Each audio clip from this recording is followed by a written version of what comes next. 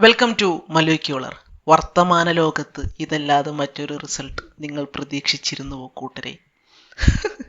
നമ്മൾ ശരിക്കും പ്രതീക്ഷിച്ചു ഒരു 4-4 എത്തും, പിന്നീട് അത് 5-4 എത്തും എന്നൊക്കെ നമ്മൾ ഒരുപാട് എക്സ്പെക്ട് ചെയ്തു. അങ്ങനെയായിരുന്നു മാച്ചിൻ്റെ പോക്ക്. ഇപ്പോൾ 4-3 നമ്മൾ തോറ്റു. ഇതൊരു പക്ഷേ 4-1 തോക്കുകയാണെങ്കിലോ, അല്ലെങ്കിൽ ഈ ലെഗിൽ ഒരു ഗോൾ അടിക്കാതെ 4-0 തോക്കുകയാണെങ്കിൽ ഇത്ര സങ്കടം ഉണ്ടായിരുന്നില്ല.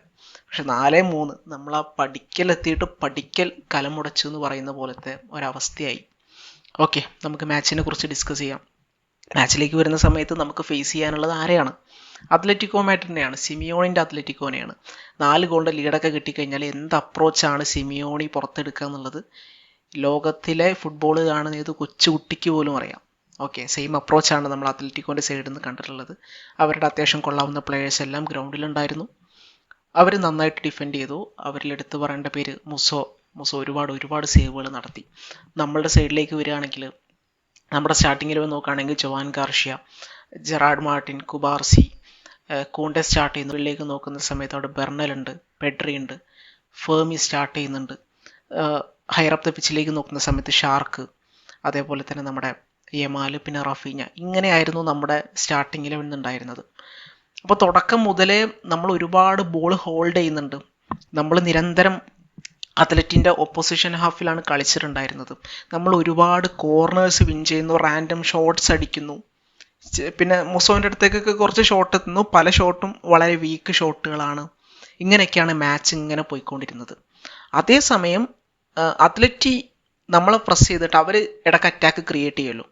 അപ്പം അത് അവർക്ക് നല്ല ക്വാളിറ്റി ചാൻസ് ആക്കിയിട്ട് ചില സമയത്ത് ക്രിയേറ്റ് ആക്കാൻ പറ്റിയിട്ടുണ്ടായിരുന്നു. ഐ മീൻ, നമ്മൾ കുറേ നേരം ബോൾ ഹോൾഡ് ചെയ്തിട്ട് അത്ലറ്റിക്കോൻ്റെ ഗോൾ മുഖത്ത് എത്ര എക്സ്ട്രാ ഉള്ള ചാൻസ് ആണ് ഉണ്ടാക്കുന്നത്, അതിനേക്കാൾ ബെറ്റർ എക്സ്ട്രാ ഉള്ള ചാൻസ് പലപ്പോഴും നമ്മുടെ ഗോൾ മുഖത്ത് ചില സമയത്തൊക്കെ അത്ലറ്റിക്കോക്ക് ഉണ്ടാക്കാൻ പറ്റിയിട്ടുണ്ടായിരുന്നു. ഫസ്റ്റ് ഹാഫിൽ നമ്മൾ നന്നായിട്ട് കളിച്ചു.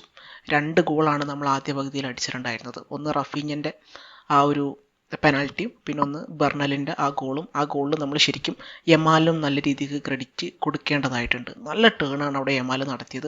പിന്നീട് ബെർണാലിലേക്ക് ബോൾ എത്തിച്ചത് റിയലി ബ്രില്യൻ പെർഫോമൻസ് ആണ് ആ ഒരു ഗോളിൽ നമ്മൾ യമാലിൻ്റെ അടുത്തും കണ്ടിട്ടുള്ളത്, ആൻഡ് ഓഫ് കോഴ്സ് ബെർണാലിൻ്റെ അടുത്തും കണ്ടിട്ടുള്ളത്. അങ്ങനെ 4-2 ഫസ്റ്റ് ഹാഫ് അവസാനിക്കുന്നത്. അപ്പം അവിടെ ആ ഒരു അത്ലറ്റിൻ്റെ അപ്രോച്ച് കാണുമ്പോൾ മനസ്സിലാവുന്നത് അവർക്ക് കുറെ കൂടെ ഒഫൻസീവായിട്ടുള്ള പൊസിഷൻ എടുക്കാമായിരുന്നു. പക്ഷേ അത് അവർ ചെയ്യുന്നില്ല. അവരെപ്പോഴും നമ്മളുടെ അടുത്ത് പ്രഷർ ഇൻവൈറ്റ് ചെയ്യുന്ന ഒരു സിറ്റുവേഷനാണ് കണ്ടിട്ടുള്ളത്. അങ്ങനെയാണ് അവർ 2 ഗോൾ കൺസിഡർ ചെയ്യുന്നത്.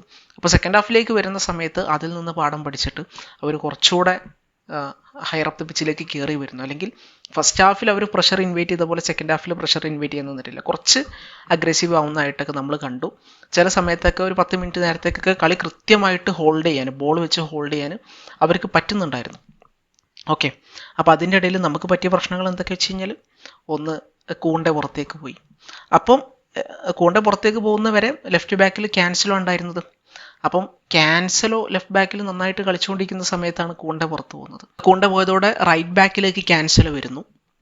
ക്യാൻസലോ എനിക്കൊന്നും എന്നാലും കുഴപ്പമില്ലാതെ കളിച്ചിട്ടുണ്ടായിരുന്നു. ക്യാൻസലോ ഒരു നല്ല ബോളൊക്കെ അവിടെ കൊടുത്തിട്ടുണ്ടായിരുന്നു. ആ ഒരു 3rd ഗോളിൻ്റെ സമയത്തൊക്കെ നന്നായിട്ട് തന്നെ കളിച്ചിട്ടുണ്ടായിരുന്നു.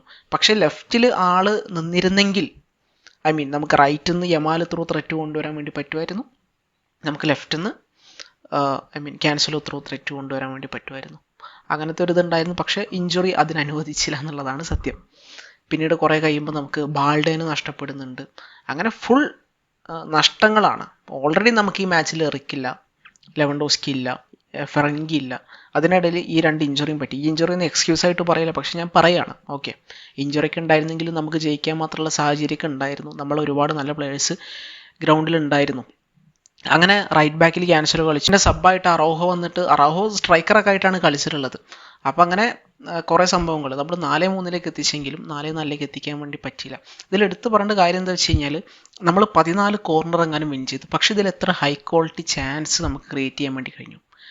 നമുക്ക് ഒരുപാട് നല്ല ചാൻസ് ക്രിയേറ്റ് ചെയ്യാൻ വേണ്ടി പറ്റിയിട്ടില്ല.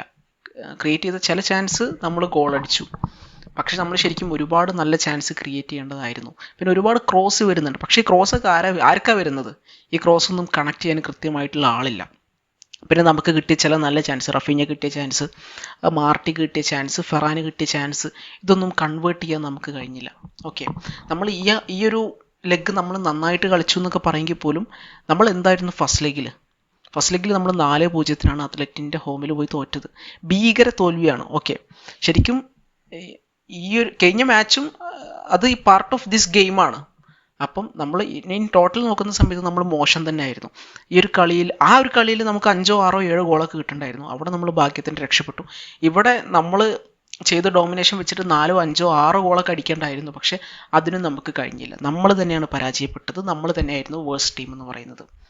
ഓക്കെ, നമ്മൾ പറയും സിമിയോണി ഹറാംബോൾ, സിമിയോണി ബസ് ഇട്ടു, ലോറി ഇട്ടു, മതിൽ കെട്ടി. സിമിയോണി അത് കളിച്ചു. സിമിയോണിൻ്റെ ടീം ഫൈനലിലെത്തി. ഓക്കെ, അവർ 4 ഗോൾ അടിച്ചു. ബസ് ഇടുന്നു എന്ന് പറയുന്ന ടീം 4 ഗോൾ അടിച്ചു. നമ്മൾ സംഭവം ഫുട്ബോൾ എന്ന് പറഞ്ഞിട്ട് നമ്മൾ 3 ഗോൾ അടിച്ചുള്ളൂ. അപ്പോൾ 4 ഗോൾ അടിച്ച ടീം ജയിച്ചു. ഓക്കെ, അപ്പം നമ്മൾ കുറേ കൂടെ ക്ലിനിക്കലാവണം. പക്ഷേ ഈ ഒരു തോൽവിയോടെ വന്ന റിയലൈസേഷൻ എന്താ വെച്ച് കഴിഞ്ഞാൽ നമ്മൾ യു സി ഒരു പ്രതീക്ഷയും വെക്കണ്ട എന്നുള്ളതാണ്. കുറേ ആൾക്ക് യു സി പ്രതീക്ഷയാണ്. പക്ഷെ നമ്മളൊരു പ്രതീക്ഷയും വെക്കേണ്ട കാര്യമില്ല. കാരണം ഇപ്പോൾ കൂണ്ടെ പുറത്തായി, എത്ര കാലത്തിനാണെന്നറിയില്ല. പിന്നെ ബാൾഡെ പുറത്തായി, എത്ര കാലത്തിനാണെന്നറിയില്ല. പിന്നെ ഓൾറെഡി കുറേ പ്ലേയേഴ്സ് പുറത്താണ്. പിന്നെ പെഡ്രിൻ്റെ ഒക്കെ കളി നോക്കിയാൽ അറിയാം, പെഡ്രി ഈസ് നോട്ട് വെൽ.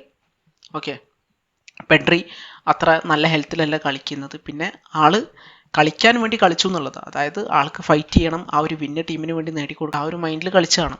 പക്ഷേ നമുക്ക് ആ വിന്ന് നേടാൻ വേണ്ടി പറ്റിയില്ല. ഓക്കെ, അതൊക്കെയാണ് ഇൻ ടോട്ടൽ മാച്ചിനെ കുറിച്ച് പറയുമ്പോൾ. ഇനി പെർഫോമൻസുകളെ കുറിച്ച് പറയുകയാണെങ്കിൽ മാച്ചിൽ ബെസ്റ്റ് പ്ലെയർ ആരാന്ന് ചോദിച്ചു കഴിഞ്ഞാൽ എനിക്ക് തോന്നുന്നത് അത് മുസോ ആണ്. മുസോ അത്രയും നല്ല സേവുകൾ അത്ലറ്റിക്കോക്ക് വേണ്ടി നടത്തിയിട്ടുണ്ടായിരുന്നു. നമ്മുടെ ചെറുതും വലുതുമായിട്ടുള്ള പല അറ്റംപ്റ്റുകളും മുസോ സേവ് ചെയ്യുന്നതായിട്ട് കണ്ടു. അത്ലറ്റിക്കോ എന്തായിരുന്നു അവരുടെ പ്ലാന്, അത് ഒന്നുകൂടെ വൃത്തിയായിട്ട് അവർ സെക്കൻഡ് ഹാഫിൽ നടപ്പിലാക്കി. Okay, Atletico all in all pressure invite ചെയ്ത് ബാക്കിലേക്ക് നീങ്ങുമ്പോഴാണ് അവർ പണി ഇരന്ന് വാങ്ങുന്നത്. പക്ഷെ അവർ കുറച്ചുകൂടെ ഒഫൻസ് ആവാനൊക്കെ റെഡിയായി നിൽക്കുന്ന സമയത്ത് അവർ കുറച്ചുകൂടി ബെറ്റർ ഫുട്ബോൾ കളിക്കാൻ വേണ്ടി പറ്റുന്നുണ്ട്. എനിവേ ഇൻ ടോട്ടൽ ഈ ഗെയിമിനോടുള്ള അപ്രോച്ച് സിമിയോണിൻ്റെത് അത്ര നല്ലതായിരുന്നു എന്നുള്ളത് നമ്മളെന്തായാലും പരിശോധിക്കേണ്ട ഒരു കാര്യമാണ്. അവരുടെ സൈഡിൽ ബെസ്റ്റ് പ്ലെയർ ആയിട്ട് മുസോ ആണ് തോന്നിയിട്ടുള്ളത്. പിന്നെ എല്ലാവരും ഡിഫെൻസീവ്ലി നല്ല വർക്കിലോട്ട് ഈച്ച് ആൻഡ് എവരി പ്ലെയർ. പിന്നെ പറയേണ്ടതെന്ന് വെച്ച് കഴിഞ്ഞാൽ നമ്മുടെ സൈഡിലേക്ക് വരുമ്പം യമാൽ നന്നായിട്ട് കളിച്ചു.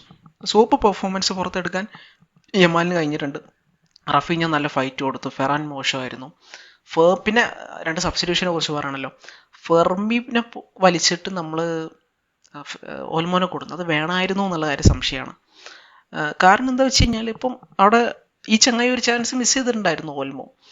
പക്ഷേ ഫെർമി ഉണ്ടായിരുന്നെങ്കിൽ ഫെർമി ഓൽമോനേക്കാളും ബെറ്റർ ഗോൾ സ്കോറിംഗ് ഇൻസ്റ്റിങ്ക്റ്റ് ഉള്ള പ്ലെയറാണ്, ബെറ്റർ വർക്ക് റേറ്റ് ഉള്ള പ്ലെയറാണ്, ബെറ്റർ പേസ് കൊടുക്കാൻ പറ്റുന്ന പ്ലെയറാണ്, ബെറ്റർ ഇൻറ്റൻസിറ്റി കൊടുക്കാൻ പറ്റുന്ന പ്ലെയറാണ്. അപ്പം അങ്ങനത്തെ ഒരു പ്ലെയർ 90-96 മിനിറ്റ് ഗ്രൗണ്ടിൽ ഉണ്ടായിരുന്നെങ്കിൽ എന്ന് ഞാൻ ആഗ്രഹിച്ചു പോയി.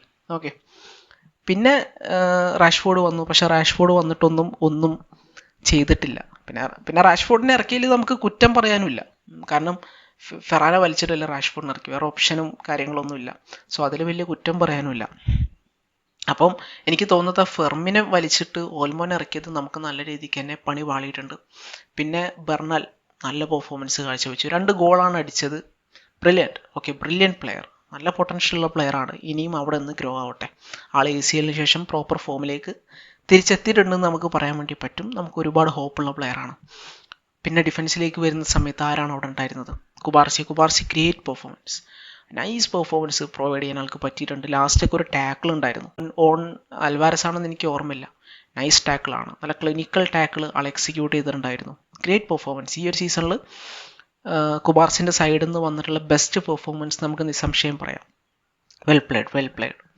പിന്നെ എനിക്കൊന്ന് ജോ ക്യാൻസലോ കുറച്ചുകൂടി ബെറ്റർ ആയിട്ട് കളിച്ചിട്ടുണ്ടായിരുന്നു. ജോൻ ഗാർഷ്യ നന്നായിട്ട് കളിച്ചിട്ടുണ്ടായിരുന്നു. ചില ക്രൂഷ്യൽ സേവുകൾ ആളുടെ നമ്മൾ കണ്ടു. പിന്നെ നമ്മുടെ മാർട്ടി വലിയ കുഴപ്പമില്ലാതൊക്കെ കളിച്ചിട്ടുണ്ടായിരുന്നു. അപ്പോൾ അങ്ങനെയാണ് അവസ്ഥ.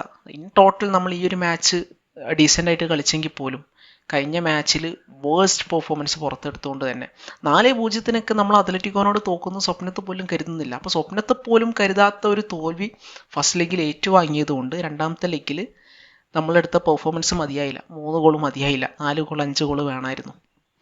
അങ്ങനെ നമ്മൾ തോറ്റു. അതാണ് അവസ്ഥ. അപ്പം ഇഞ്ചുറി ക്രൈസിസ് അവിടെ ഉണ്ട്. നമുക്ക് സ്ക്വാഡ് ഡെപ്ത് ഇല്ലാത്ത പ്രശ്നമുണ്ട്. മേ ബി വരും ദിവസങ്ങൾ നമുക്ക് കുറച്ചുകൂടെ വേഴ്സ്റ്റ് ഡേയ്സായി മാറാനുള്ള സാധ്യതയുണ്ട് ചിലപ്പോൾ.